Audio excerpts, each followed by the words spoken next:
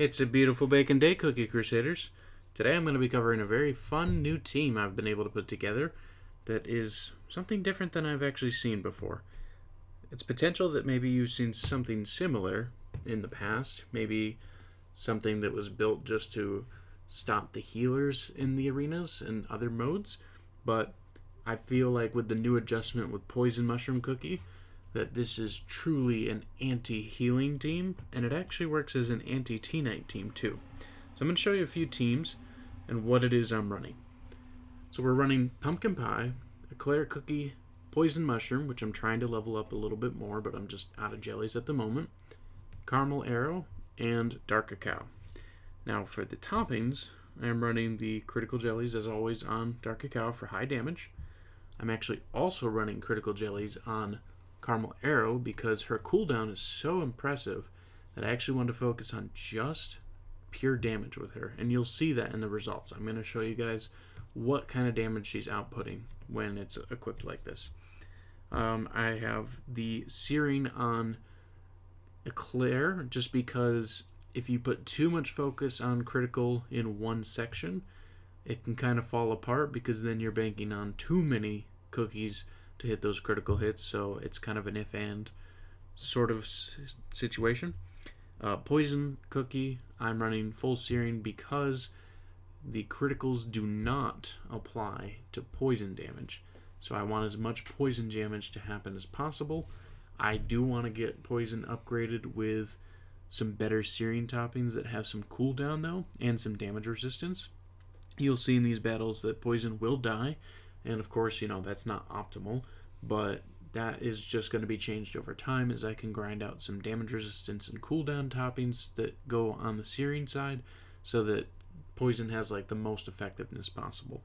But the Searing is there for now for the sake of high damage output. And then, of course, some almond toppings of damage resistance, which still need upgrading on Pumpkin Pie so that I can have the full setup of her being alive as long as possible, providing that extra body at the fast cooldown. Now, the treasures, though, specifically, this matters a lot because I tried it with some other treasures and it kind of messes up some of the synergies between it. So we're running the scroll for the attack power, of course, to just raise our entire team. The robes are going to give the top two cookies with attack speed the additional attack speed, which should be Caramel Arrow, and I do believe Eclair.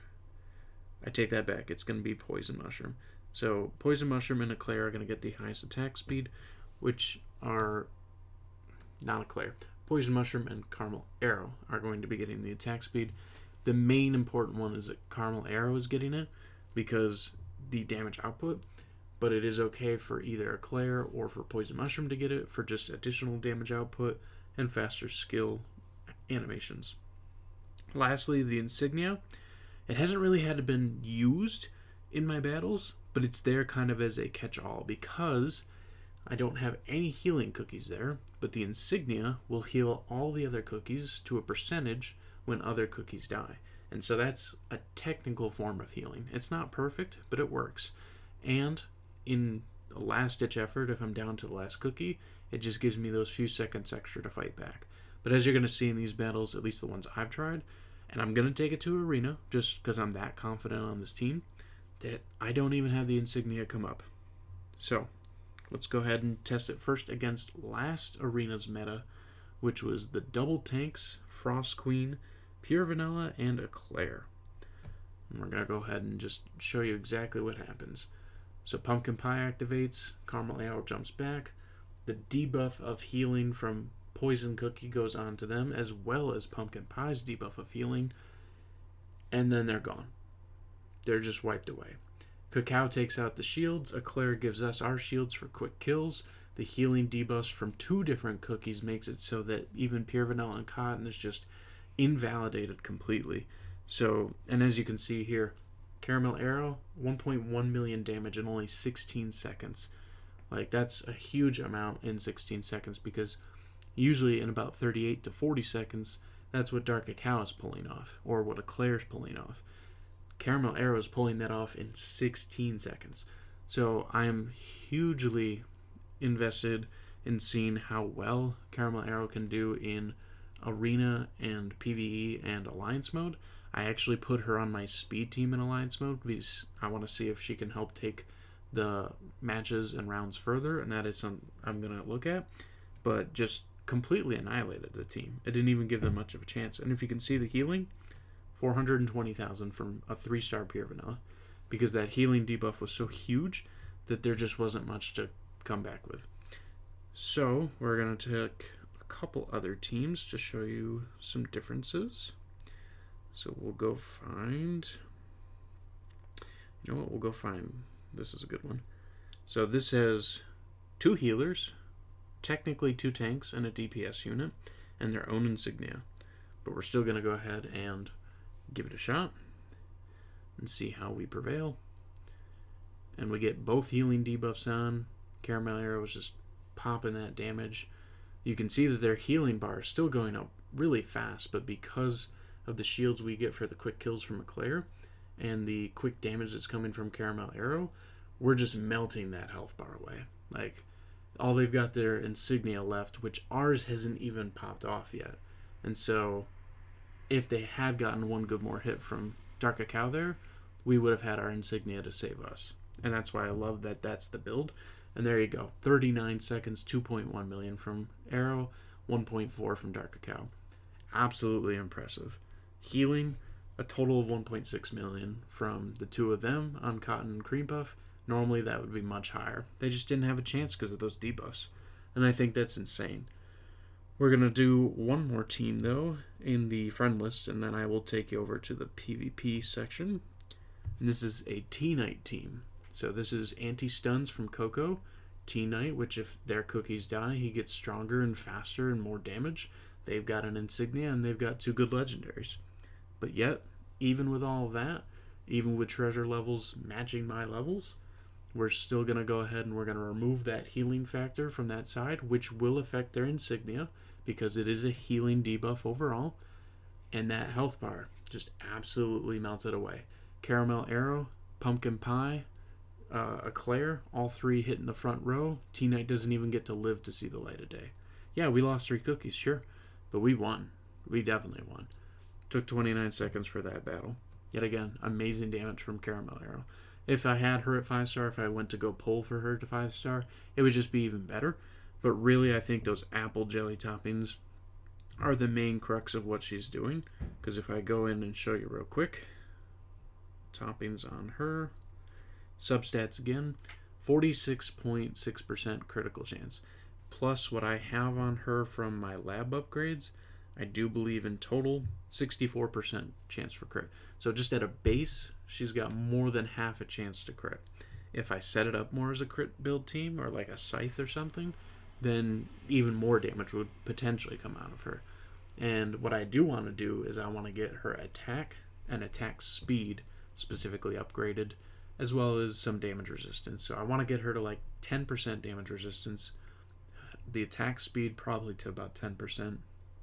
The attack would be nice if I can get up to about at least 8%.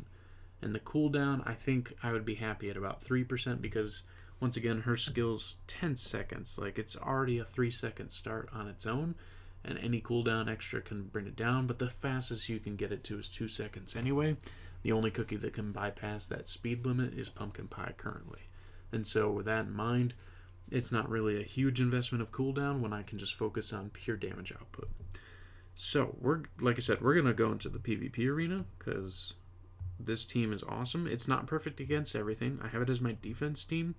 I lost against a nearly maxed out team of T-Knight team with Sea Fairy and Frost Queen, and they had pretty good treasures, so that one beat me. And then I only set this team up 2 hours ago, so as you can see, a Pumpkin Pie, Sea Fairy, T-Knight team down below, that was able to take me out. So it's not the perfect T-Knight counter, but then again, I only have a level 52 Shroom. I only have toppings that are not completely optimized for this team build for it to really, really take off. So it's not perfect yet, but it's doing really good. So let's go ahead and take it into arena and just show you.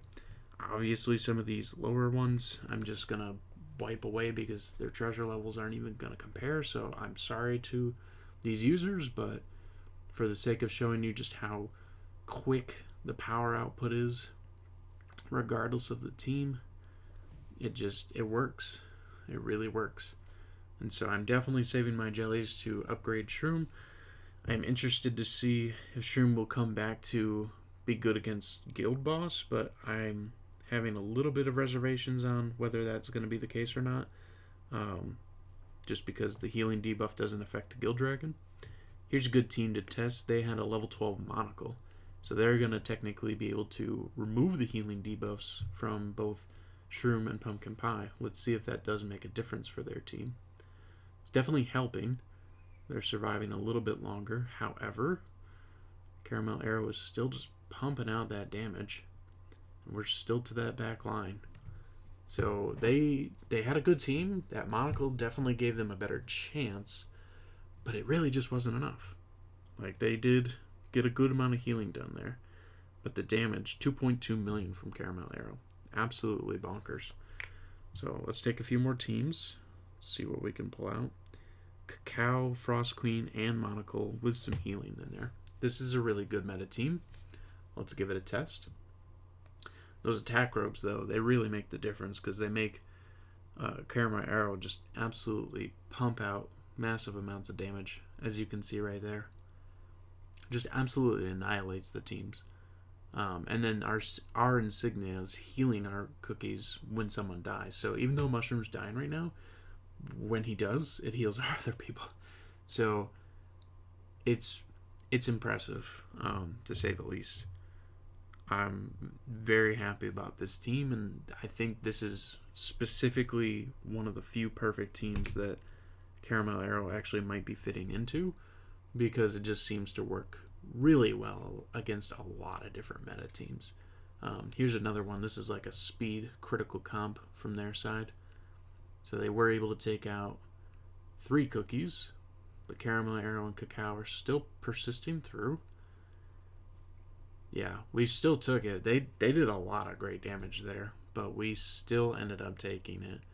And so that's pretty awesome. Like, they had their own Caramel Arrow, and it did even more damage than mine did. So maybe they have Syrian toppings with like perfect stats. Maybe they have a better critical setup because they were running a critical team. So maybe they were doing apple jellies and just they were getting full crits. Who knows? It's hard to really truly know without seeing their topping build out, but we still took it. We still ended up winning because that healing debuff just makes so much of a difference. We just invalidate their ability to come back from those healing debuffs, which specifically are on Pumpkin Pie, which has a 1-second cooldown, and Mushroom Cookie, which I can get to a lower cooldown, but does not to start. Either way, I'd love to hear your comments and your feedback in this video. I'm definitely going to be leveling up this team, and it will be my defensive team, and my counter-attacked comeback team will be the team I was using last season, which is my T-Knight team. So between those two teams, I think I'm going to be able to run rampant through the majority of the PvP arena. But yet again, I would love to hear your comments and feedback, and I hope you enjoyed this video and found it interesting and useful. Have a great day.